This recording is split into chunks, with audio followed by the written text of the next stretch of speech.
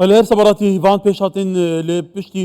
کشتنه اسماعیل هنیه سروکی مکتب سیاست افغان حماس را طالان تی کشتن بگمان پیش بچون هنه کارودان هنه ام بزن میراج برفتی و گلو بريس ضياع قدور او نبيس كاروفا كولاره د كاروبار نيران دا جعفرين دجال مدايا بري ضياء عبارة باش به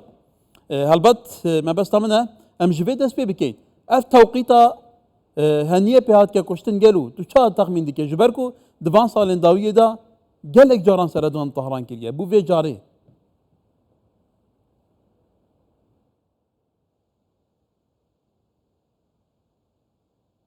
نعم تحياتي شكرا لكم على والله السلام لبيت زور سباس تحياتي للمشاهدين ايضا السلام يعني اعتقد انه خيال هني يعتبر احد كشتني اسماعيل غير هنية مسبوقه والتي يعني تعتبر داود صار والنجرة وكان وبشكل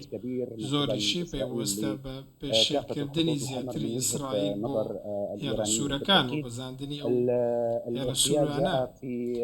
مسارين كيرو كدني اسماعيل هنية لكاتك دا كدو بابتي زور جرينج لآلادان بل مشتك لروي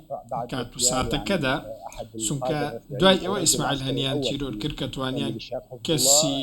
كسي كي جرينجي كسي كي لبيش حزب الله تيرور بكن ولا روي شويني شو دبت لبرتساو عند بيت لزرقي باي تختي ايران لتالان واسماعيل هنيان تيرور كر اما ايران وايدانا وكا سوكاتيكي كسيا واللي دانا لشكو ايران ولا سروري ايران وهروها بيان وايا اما بكم زانيني ايران وميواناني ايران كسداني تارانيان كردبو دويني بو بجداري لا بيروزباي لا سروكينوي كومال اسلامي ايران بكن هذا تصعيد كبير من بيم وايا اما ينظر له من قبل پرسندێکی مەترسیدارە لەلایەن بەرەی مقاومە و لەلایەن کۆماری ئیسلامی ئێران و لایەن ئیسرائیلەوە چونکە مقاومە ئیسلامی ئێستا دەڵێن کە ئیسرائیل هەموو هێڵێکی سووری بەزاندووە و دەسەڵاتی باڵای ئێرانیش کە ڕابەری کۆمەڵی ئیسلامی ئێران و هەروەها بەڕێز سەرۆک کۆماری ئێران مەسعود پزیشکیان هەمویان بەڵێن بە ئیسرائیل دەدەن کە وەڵامیان دەبێت و گورزێک لە بەرامبەر ئەو هێرشە دەوەشێن و لە بەرامبەر شتێکی نوێدان کە نوێ بەبەراورد بە وعدی سادق ئەو هێرشی کە پێشتر ئێران ئەنجامیداوە هێرشەکە پێدەچێت برێ ضیاء يعني سەبارەتی کارڤەدانên Îranê berê bi nav miqawemekê ew dibêjine gelo dîtnata fi'len wê vêcarê yani bersiveke tun bît an mucerred daxwaniyan rojnamevanî ne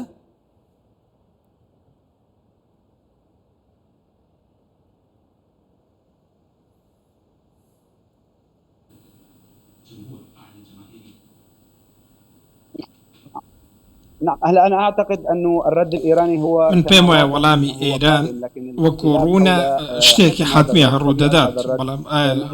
ولام كتون دبيت سندرونا سنموشكت سون دبيت سون نابي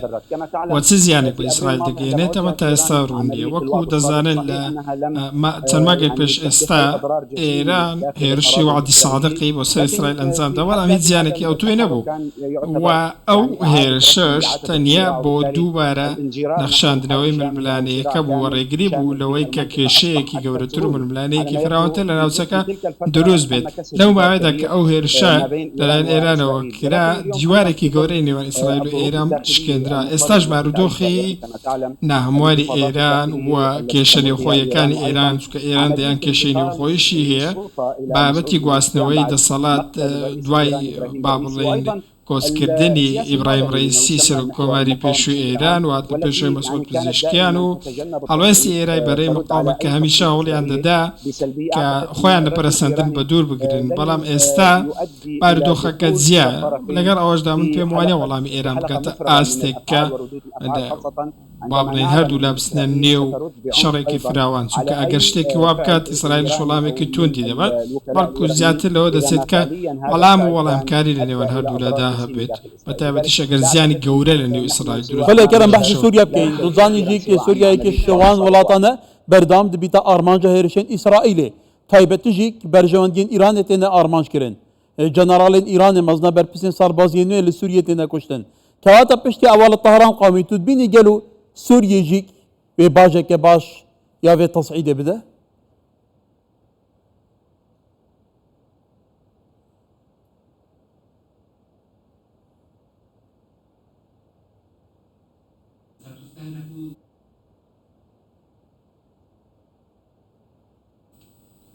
نعم بالتأكيد كل الاحتمالات مفتوحة. بەدڵنیایە هەموو ئەگەرێک کراوەیە بە تایبەتیش لەوەی کە پێوەستە بە لێدان لەسەر پێگەیەکی سەربازی جوگرافی لە نێو خاکی سووریادا. ئەمە شتێکە ڕەنگە ڕوو بدات، بەڵام لە هەمان کاتدا ئەمەش بازەکەی بە ڕژێمی ئەسەدەوە دەدەن، چونکە ئەمە دەبێ بزانین پەیوەندیەکیش هەیە لە نێوان ئیسرائیل و یەخۆت سووریا و ئێران بە تایبەتی لە ڕووی ئالوگۆڕەوە لە نێوانێ. بەڵام ئیسرائیل لەوە تێدەگات کە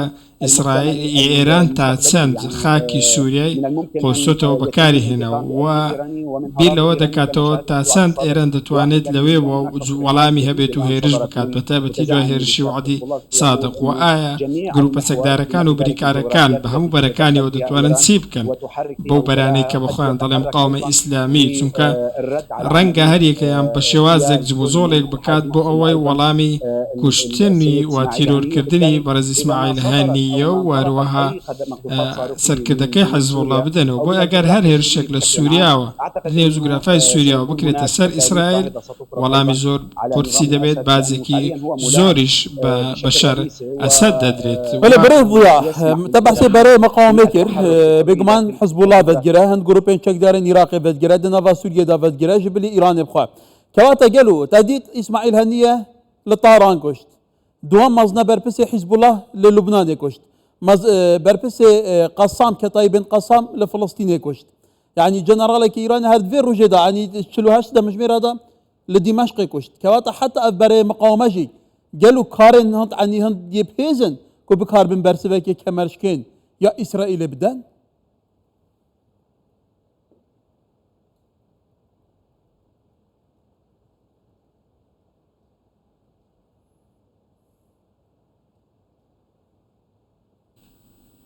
نعم لا يعني اليوم على ما يبدو بعد ئەمڕۆ وا دەردەکەوێت دوای سەردانەکەی بنیامین نێتەنیاهو بۆ ئەمریکا و کۆبوونەوەی لەگەڵ زۆربەی کاندیدا ئەمریکیەکان و ئەندامانی کۆنگرێس،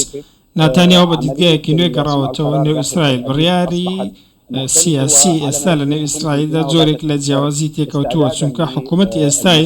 ئیسرائیل ئامادەیە بۆ ئەوەی زیاتر خۆی بخاتەوە ترسیەوە سەرکێشی زیاتر بکات لە چوارچێوەی ئەو سیاسەتێکی هەیەی بۆ ئەوەی سەرکردەکانی بەرەی مقاومە بە ئاماز بگرێت. کەوا دەزان وەکو دەزانن لە سووریا لە ماوەی دەمانگی ڕابردوو لە 7 ئۆکتۆبەرەوە ئیسرائیل بەردەوام بووە لە کوشتن و تیرۆرکردنی سەرکردەکان. 20 سەرکردەی ئێرانی کوشتووە کە ڕەگەزنامەی ئێرانیان هەڵگرتووە و جگەلەوەش ئێستا بەرەی ئێرانی و بەرەی مقاومە بەگشتی ئامادەنی بۆ بچێتە نێو شەڕێکی فراوانەوە بەهۆی ئەو بارودۆخە هەرێمی لە ناوچەکە هەیە و بەهۆی بارودۆخی نێوخۆیشەوە، چونکە ئێران پێی وایە لەسەر ئاستی هەرێمەکە دەستکەوتی بەدەستهێناوە و ناشتوانێت خۆی بخاتە مەترسیەوە ئەو دەستکەوتانە لەدەست بدات بۆی شەڕێکی گەورە لەگەڵ ئیسرائیل هەڵبگرسێنێت. بۆیە ئێران کارێکی دیکە دەکات. بله برس ضیاء قدور نویسکارو و کولر لکاروبارن ایرانی العفرین دیگه ما بگلیش پاس